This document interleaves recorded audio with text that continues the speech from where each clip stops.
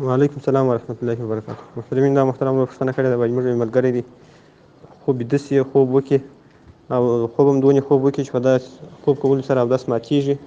یعنې د خوب په اقسامو کې هغه قسم نه وي چې اودس نه په ماتېږي. خوب په ډېر اقسام دي، په بعضو اقسامو سره اودس ماتېږي، په بعضو سره نه ماتېږي. دی دا رقم خوب وکړي چې اودس په ماتېږي. نو وروسته دی بیا د قرآن عظیم الشان د مسح کولو دپاره، د قرآن عظیم الشان د لاس ته ورولو دپاره دی تیمم ووهي. نو اوس پوښتنه وایي دا ده چې په دغه صورت کې چې سړی خوب وکړي د قرآن عظیم الشان د مسح کولو دپاره سړی لاس قرآن شریف ته وروړلی سي که نسي وروړلی. او تلاوت خو بیا اودسه هم کولی سي.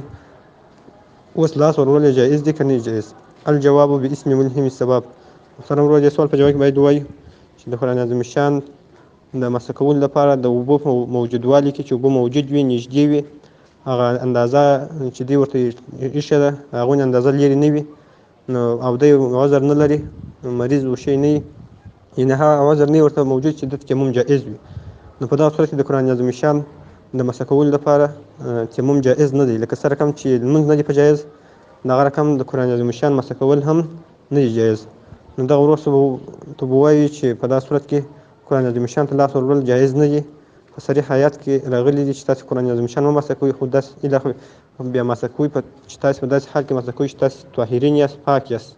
نو قرآن عظیم الشان ته لاس ورول په خالي تیمامه سره دا هېڅ ګټه نه کوي، تیمم ګټه نه کوي. داسې دې دپاره چې ځینو اوس مخکې تیمم چې نه وهلی نو ماته نه و جایز چې اوس تیمم وخت جایز سو.